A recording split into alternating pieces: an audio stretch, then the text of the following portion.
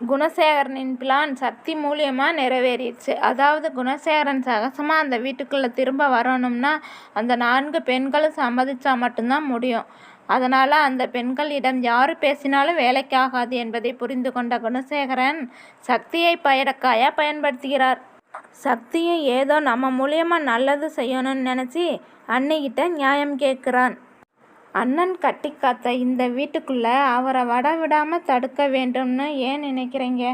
அவர் பரோல்லே வெளியே வருவதற்கு அனுமதி கொடுத்த நீங்கள் வீட்டுக்குள் வர விடாமல் தடுப்பது ஏன் அப்படின்னு 4 பெண்களையும் கேள்வி கேட்டு மடக்குகிறான். அந்த வகையில் 4 பெண்களும் சேர்ந்து சாருபாலாவிடம் குணசேகரன் வீட்டுக்கு வரலாம் என்று நோ அப்ஜெக்ஷன் லெட்டர் கொடுக்க சொல்லிவிட்டார். அதன்படி குணசேகரன் வீட்டிற்கு வந்து விடுவார். ஆனால் அதற்கிடையில் கதிர் எதற்காக அண்ணன் சக்தியை வரவழைத்து பேச வேண்டும், சக்தி ஏன் குணசேகரனுக்காக நாட்டாமை பண்ண வேண்டும் என்ற கேள்வி மாமனாரிடம் கேட்க, எது எப்படியோ நீங்கள் போய் உங்கள் அண்ணன்கிட்ட ஒரு ட்ராமா போட்டு உங்கள் அண்ணனை கவுத்துருங்கன்னு சொல்கிறான்.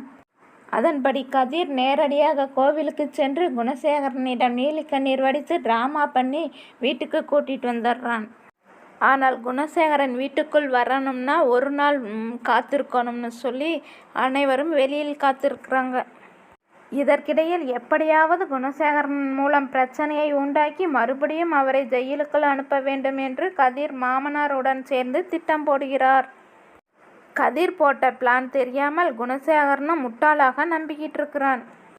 இதனால் கதிர் செய்யும் சதியில் குணசேகரன் மாட்டிக்கொண்டு ஜெயிலுக்கு போவாரா அல்லது கதிரின் முகத்திரையை கிழித்து சக்தி தொங்க விடுவாரா என்பதுதான் கேள்விக்குறியாக இருக்கிறது.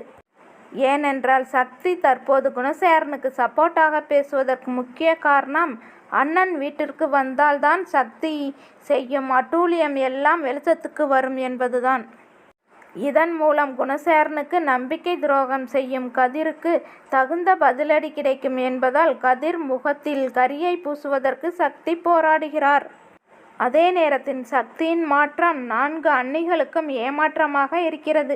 அத்துடன் குணசேகரன் வீட்டுக்கு வந்தால் அவருடைய அராஜகம் அதிகரித்து விடுமோ என்ற எண்ணத்தில் ஜனனி ஒரு பெரிய முடிவை எடுத்திருக்கிறோம் என்று சொல்கிறார். அந்த வகையில் வீட்டை விட்டு வெளியே போகலாம் என்று 4 பெண்களும் முடிவெடுத்திருக்க வாய்ப்பிருக்கு.